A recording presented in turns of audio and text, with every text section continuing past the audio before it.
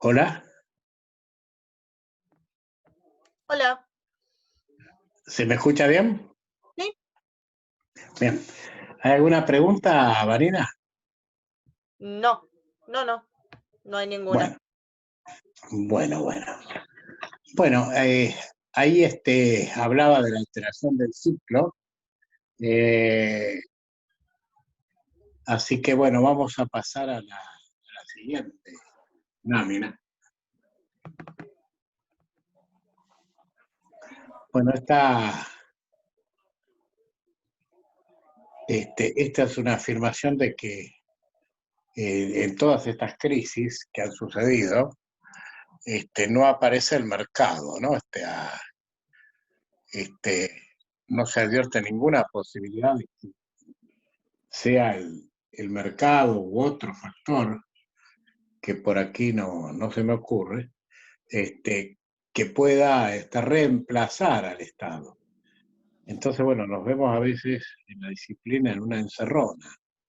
Y es bueno, están haciendo determinada política, esa política supone la intervención del Estado, supone emisión, supone gastos, pero la pregunta por el millón es qué hacer, ¿no? Es decir, un poco dejar hacer, y esto ya se experimentó, ¿no? En el 2008, bueno, había un consenso bastante generalizado que iba a ser una crisis realmente superior a la del 29, entre otras cosas porque la humanidad estaba mucho más entrelazada, más enganchada por los medios tecnológicos, a diferencia de las crisis anteriores. Sin embargo, el mal fue una cosquilla, por eso dije que no tendría modo, creo, la mayoría que están asistiendo a esta clase, de escribir una carilla de crisis 2008. Ahora después la vamos a tratar de analizar un poco en detalle. Pero insistir con esto, en medio de la política que se aplica, arrecian las críticas, ¿no? Críticas que van en dos sentidos. Una, planteando que, bueno, que la política keynesiana casi como que fue la autora del mal del 29, o dispuso para el 29 de una solución que quizá en la visión de algunos no tenía necesidad de utilizarse. Hay otros, como el economista Javier Milei, que dicen que Keynes escribió el libro en 1936, cuando ya los Estados Unidos y demás países habían salido del problema, especialmente el presidente Roosevelt de Estados Unidos. Sin embargo, bueno, omite Milley mencionar que Keynes había escrito un libro en 1923, es decir, 6 años antes de, de la crisis, y se llama ese libro, que para los que gusten estudiar esta historia, que es realmente apasionante, se llama Tratado de la Reforma Monetaria. Lo pueden conseguir, entiendo, por Mercado Libre, y es una obra hermosa, ¿no? Donde están descritos todos los problemas y una visión anticipatoria de lo que puede llegar a suceder, que a la sazón sucedió, que fue la crisis del 29, ¿no? Realmente, a mi modo de ver esa obra, y me hago cargo de lo que estoy diciendo y superaré todos los juicios académicos que se me hagan con la ayuda de Dios, para mí ese libro es superior a la teoría general. Pero bueno, son gustos. Y decía mi abuela, sobre gusto no hay nada escrito, sobre todo cuando me vio salir con una novia fea, ¿no? Entonces me decía, sobre gustos no hay nada escrito. Bueno, en esto de las teorías, lo mismo. Pero lo sugiero realmente porque, bueno, ahí está un poco el accionar puesto en visión del Estado, en visión de cómo dominar una crisis que luce terrible y que, vuelvo a repetir, Dale, no pelotuda. falso, se dice en el sentido de que ya Roosevelt lo había resuelto el tema. Boluda. En realidad, se habían basado en estas cuestiones teóricas, en estos planteos de Keynes, que después, en 1936, lo escribió con más lujo de detalles en la teoría general. Así que, ¿alguna pregunta? Ah, bueno, eso no es pregunta, eso es un incidente familiar, me parece. Bueno, Yo, profe, tengo una pregunta. ¿cómo no? Con Sí, todo. sí, usted dijo que se emite dinero para que la gente consuma y así se rehabilite la economía, ¿o no? Sí, sí. Y si en el caso de que las personas ahorren plata en vez de gastarla, ¿qué pasa? Bueno, esto es un poco lo que pasó en una parte de la Argentina, ¿no? Y que viene un poco a cuento de lo que señala Carlos Rodríguez, por eso lo pasé el escrito.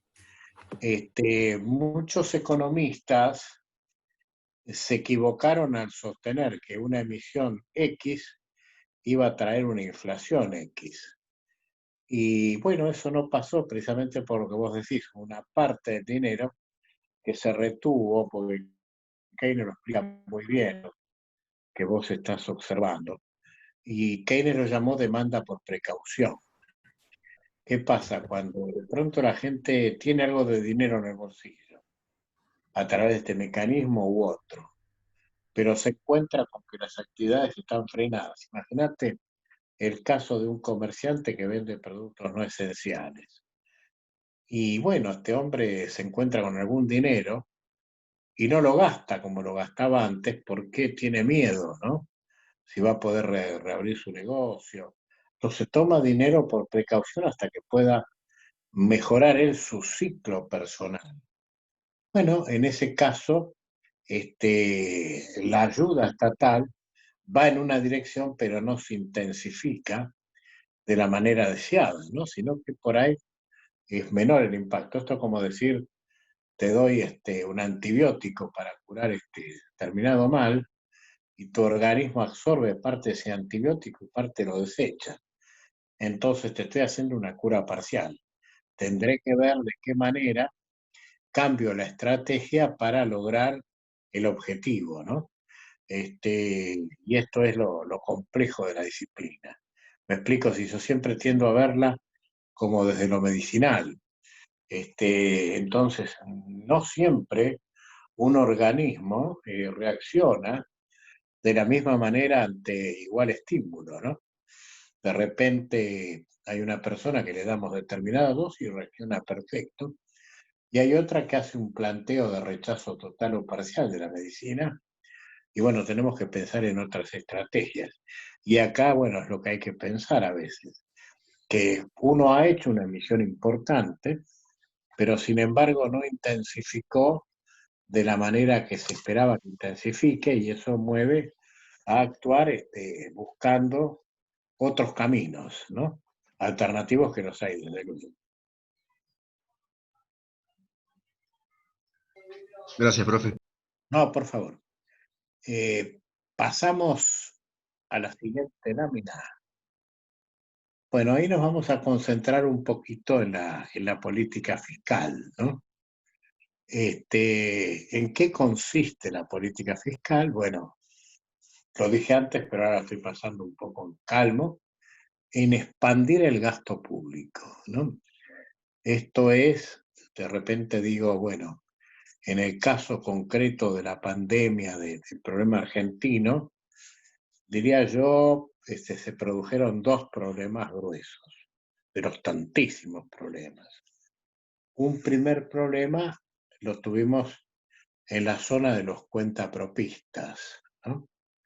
Me estoy refiriendo a pintores, albañiles, domésticas, bueno, una gran cantidad de gente que desarrolla changas, plomeros, gasistas, mucha changa, y de pronto esa persona se vio impedida de trabajar porque, entre otras cosas, no se le habilita por no ser esencial, no se le habilita la tarjeta SUBE o no se lo deja transitar. Entonces, allí se creó algo que se llama el IFE, ¿no? El Ingreso Familiar de Emergencia, que son 10.000 pesos por persona. más allá del juicio de valor, si es suficiente, insuficiente, yo estoy tratando de escribir la política para que se entienda, y ese dinero se le entregó a toda persona que se inscribió en un registro, expuso su problema, el gobierno chequeó el problema, chequeó la condición y le está pagando hasta el día de hoy por mes 10.000 pesos. Esto veremos cuándo se va a discontinuar, inclusive alguna actividad que era no esencial y pasó a esencial, de pronto por ahí se cae este IFE. Y la otra ayuda muy fuerte es lo que se conoce como la ayuda, la asignación para el trabajo y la producción, conocido como ATP, asignación para el trabajo y la producción, que de alguna manera en la fase inicial significó darle a empresas paradas 2 sueldos por trabajador con un máximo de 2 sueldos mínimos, mínimo vital y móvil. Esto fue dinero que directamente se acreditaba en las cuentas de los trabajadores y venía de alguna manera a reemplazar el problema que la empresa cómo puede pagar sueldos si no trabaja. Bueno, de algún modo esto venía en ayuda y viene en ayuda para este tema, y esto es lo que de alguna manera aparece en la política fiscal. Ahora, desde luego, esto va a traer inexorablemente un problema. Y el problema es que o se intensifica el déficit fiscal, es el caso de la Argentina, o aparece el déficit fiscal. Y entonces esto trae un agujero que habrá que ver después cómo subsanarlo, de qué manera, que es que se gasta más que lo que se recauda. Encima, y esto después lo vamos a ver bien en detalle cuando abordemos la política fiscal en clases siguientes, si la actividad económica se comprime, la recaudación, es decir, el ingreso del Estado por impuestos, cae, porque a menor actividad, menos impuestos se pagan, es lógico. Entonces, esto es un tema concreto que pasa, un tema que viene. Cae la recaudación, aumenta el gasto. Bueno, pregunta examen qué pasa y aparece el déficit fiscal. ¿Y cómo se lo financia? Esta es la otra pregunta. Porque cuando yo digo decido gastar más de lo que recaudo, esto lo tengo que financiar. ¿Cómo lo hago? O tomo un crédito, y ustedes saben que la Argentina por ahora está inhibida a tomar crédito porque está saliendo de lo que técnicamente se conoce como un default. Esto es, está tratando de arreglar su deuda con los acreedores, y por lo tanto, ¿quién le va a prestar a un país que está en esta situación? Y entonces no queda otra que la emisión monetaria. Lo que quiero decir entonces son un par de cosas. La realidad es esta. Por supuesto, siempre podemos opinar acerca de si hubiéramos hecho el efecto manada, dejar que el virus gane en la gente, que por ahí la tasa de ocurrencias ha sido más elevada en la primera fase. Bueno, todo es una discusión ya de orden sanitario con la que casi no me quiero meter, porque entre otras cosas no conozco en profundidad el problema sanitario. Pero, digamos, tomada la decisión de decir, bueno, señores, vamos a parar parte de la actividad, porque entendemos que al bajar el nivel de actividad, al paralizar algunas actividades, el grado de contagio en la fase inicial va a ser bajo, y esto nos permite estratégicamente ampliar la oferta de camas para terapia intensiva, y respiradores, etcétera, etcétera, que era un poco lo que demanda el mal.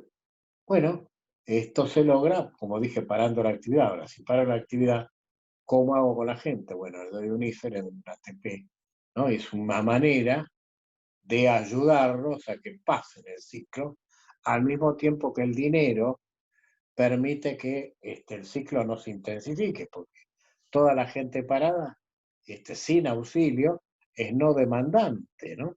O es un demandante disminuido a la enésima potencia, con lo cual la demanda se cae brutalmente y entonces le termina pegando también a los negocios de las empresas consideradas esenciales y el grado de debilitamiento sería intenso.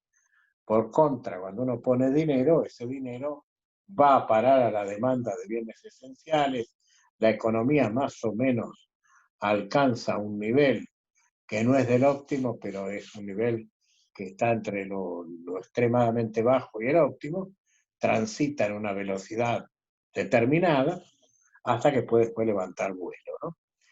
Y esto, como dije, tiene su contraindicación. La contraindicación es déficit y la contraindicación es la expansión monetaria. Al respecto, si ustedes miran los diarios de hoy, van a ver que se dice que el déficit de la Argentina ya en estos primeros 7 meses es del 5% del Producto Bruto Interno. O sea, esto establece la intensidad de este déficit, que yo creo que va a cerrar el año en la zona de un 7%, ¿no? Que de por sí es un número muy elevado.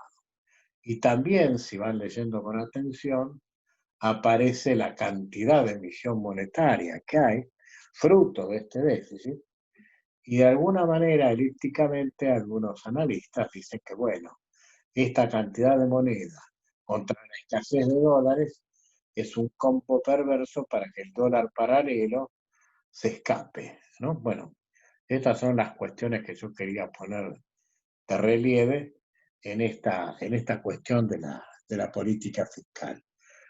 ¿Alguna pregunta aquí? Pues esto sí es un tema crucial que estamos transitando.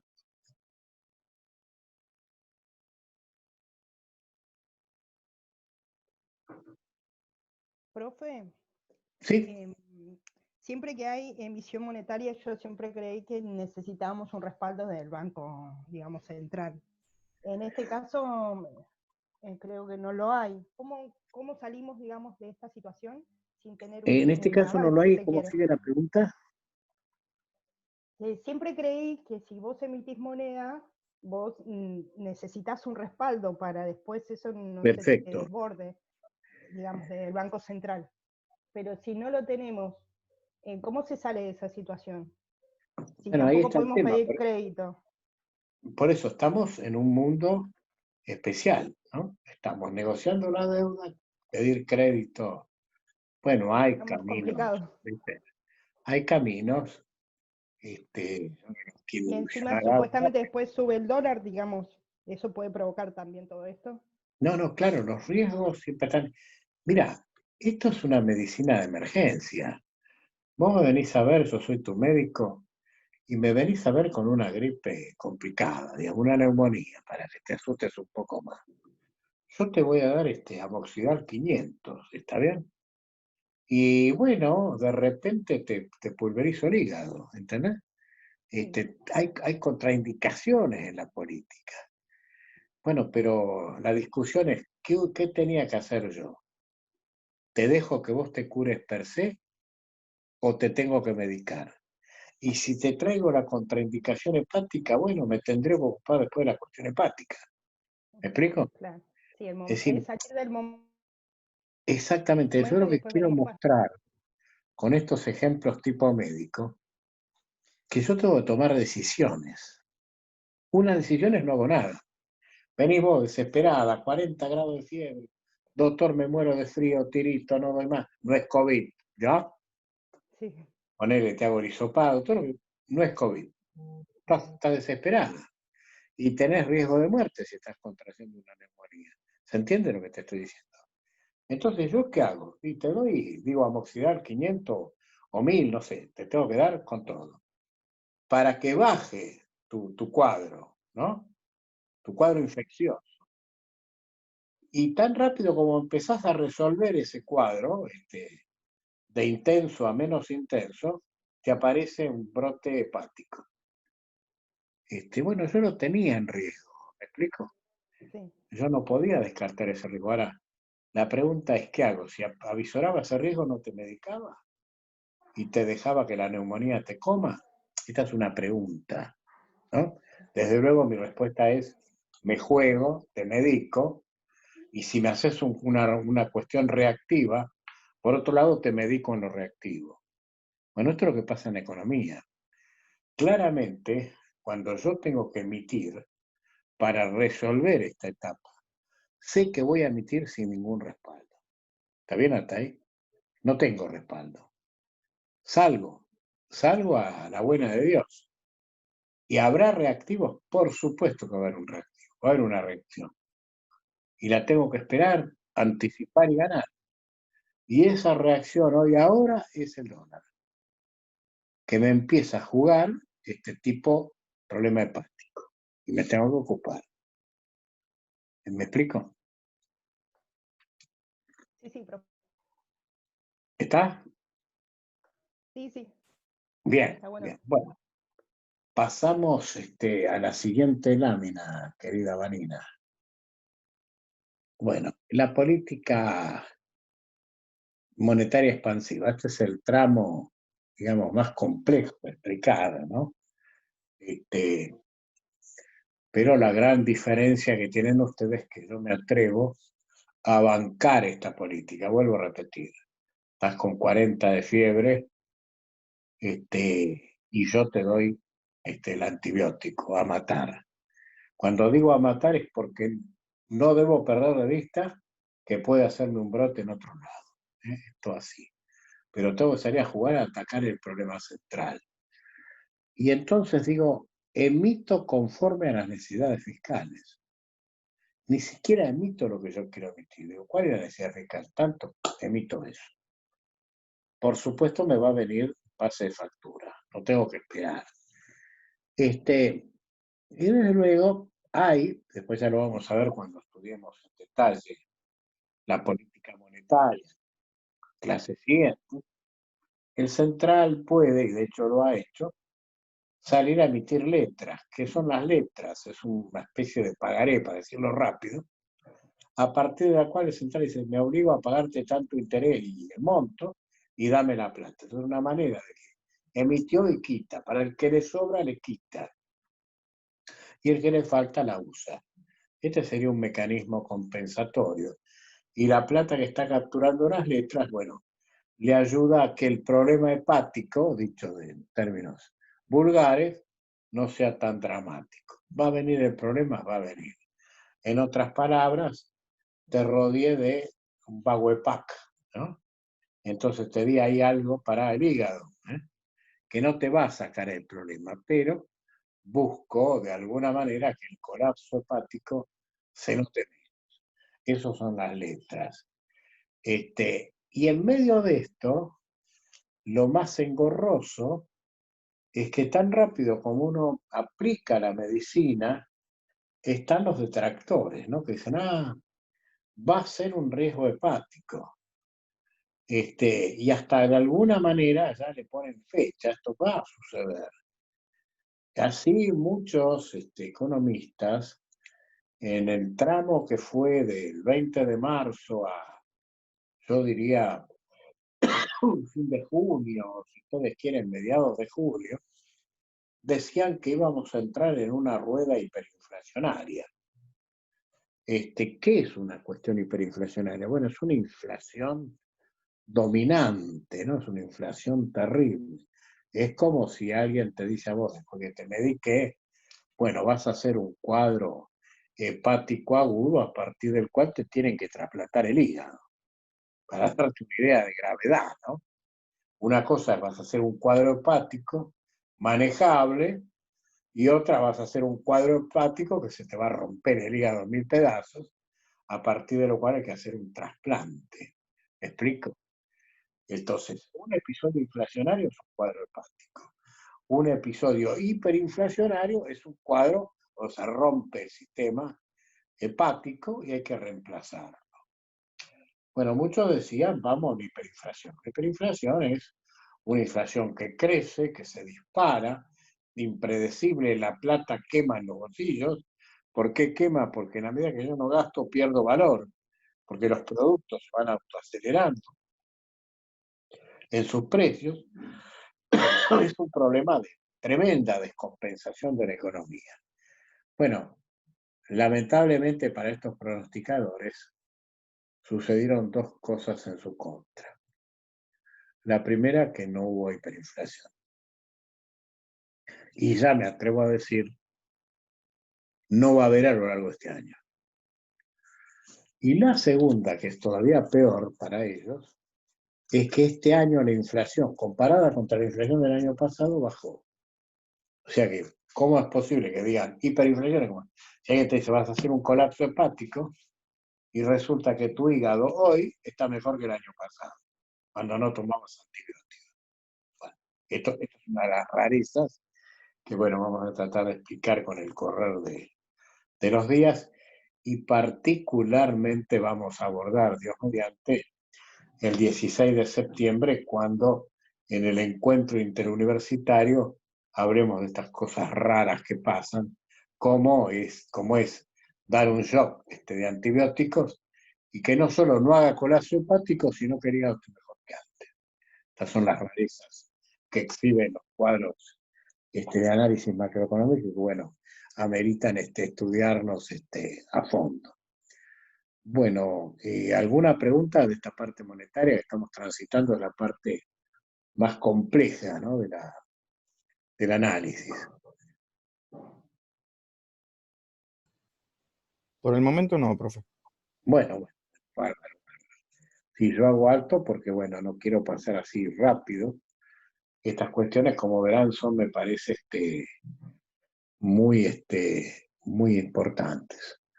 Bueno, ahora pasamos a la crisis del 29, la quiero repasar. La crisis del 29, pues, como dije antes, una crisis que se inició un 24 de octubre y se mantuvo por varios años, que hasta allí no teníamos la macro como disciplina. Quizá esto suscite algunas discusiones, pero estoy convencido que si no hay este tipo de análisis, querer actuar en el ciclo, a mí me parece que no hay macroeconomía. Pero esta es una impresión muy personal, ¿no?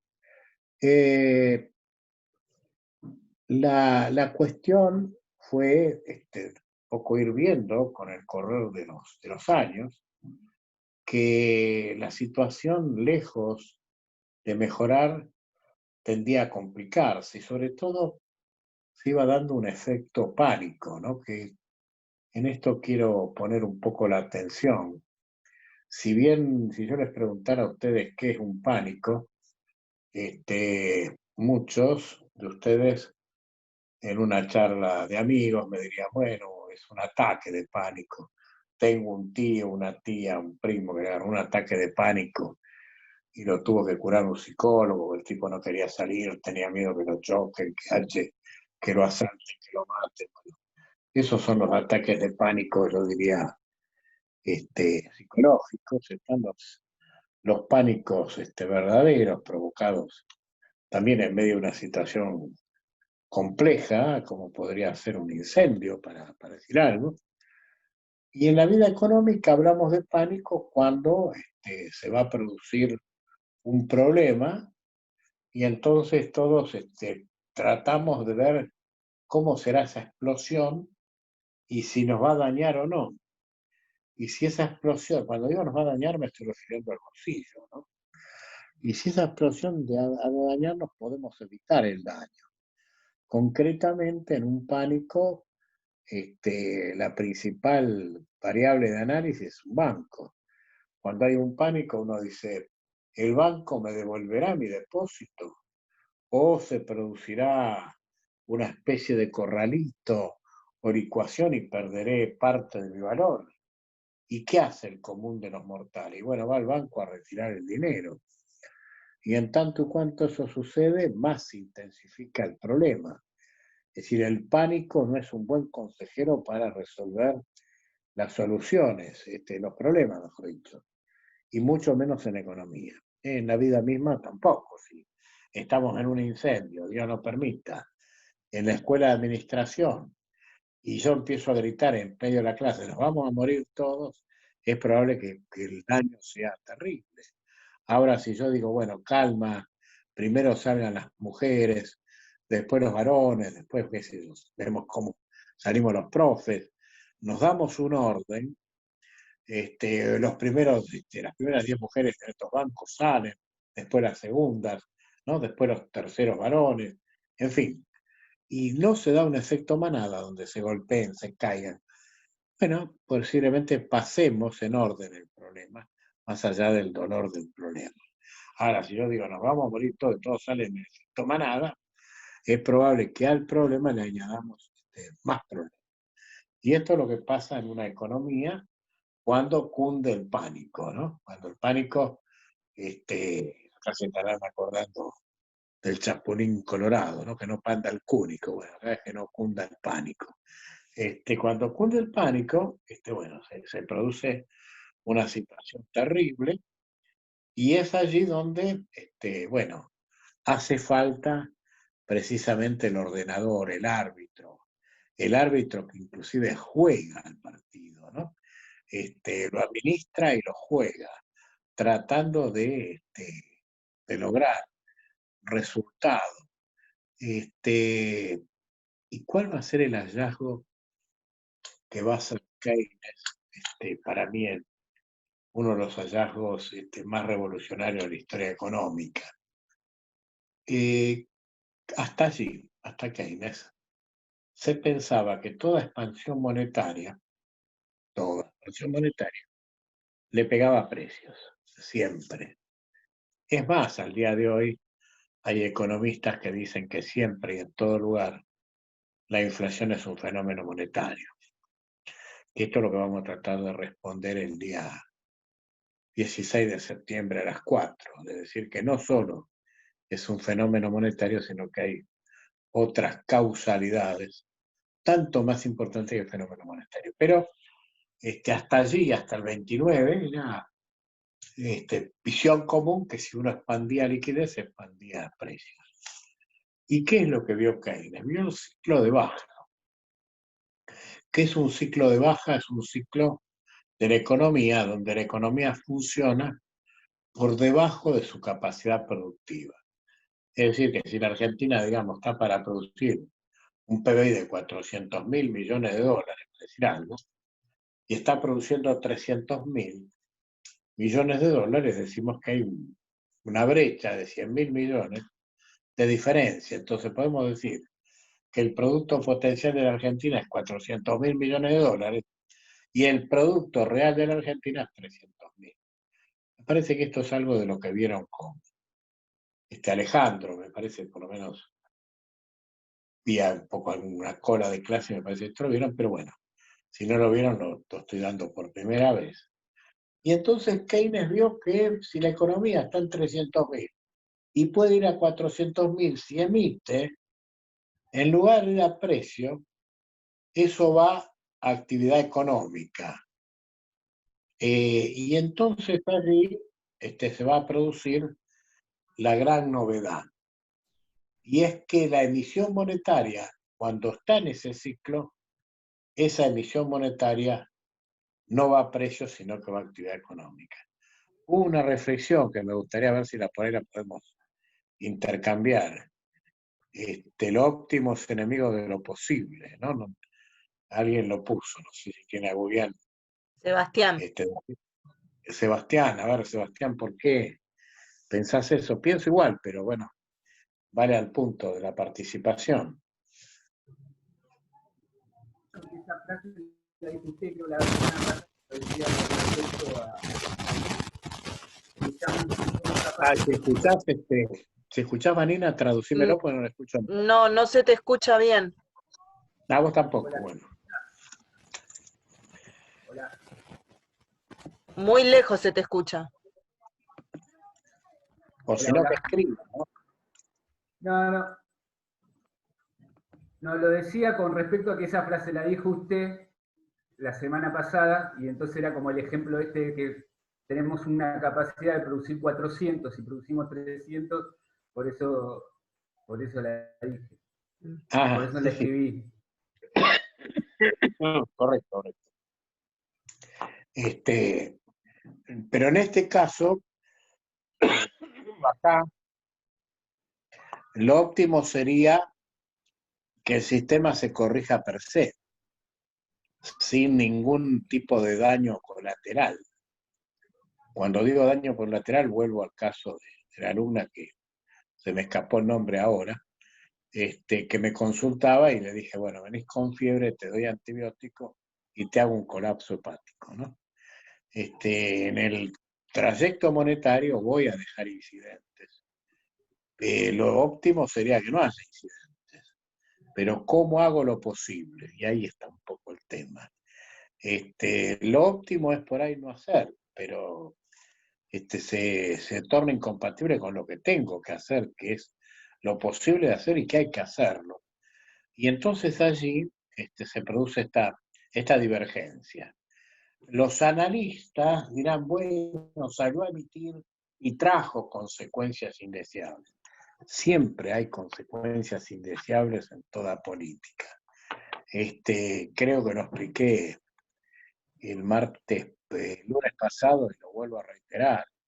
Se les está quemando la casa, yo soy el jefe del cuartel de bomberos, vengo con mi guarnición, entro, te saco a vos, te saco a tu viejo, tu vieja, tu familia, te salvo las cosas principales y me decís, mira, me rompiste las tazas, que eran un recuerdo de la abuela. Y yo te digo, mirá, esto es Juan, parte de lo que... queda ¿Cómo? menos de un minuto. Bueno, hacemos otro cierre acá y volvemos en 5, ¿te parece, Vani? Dale, así no te ¿Eh? dejaba que se corte y te quedabas con la palabra en la boca. Bueno, hacemos el último corte, ¿eh? Dale. Y la última Ok, intervención. ok, Ok. ok, profesor.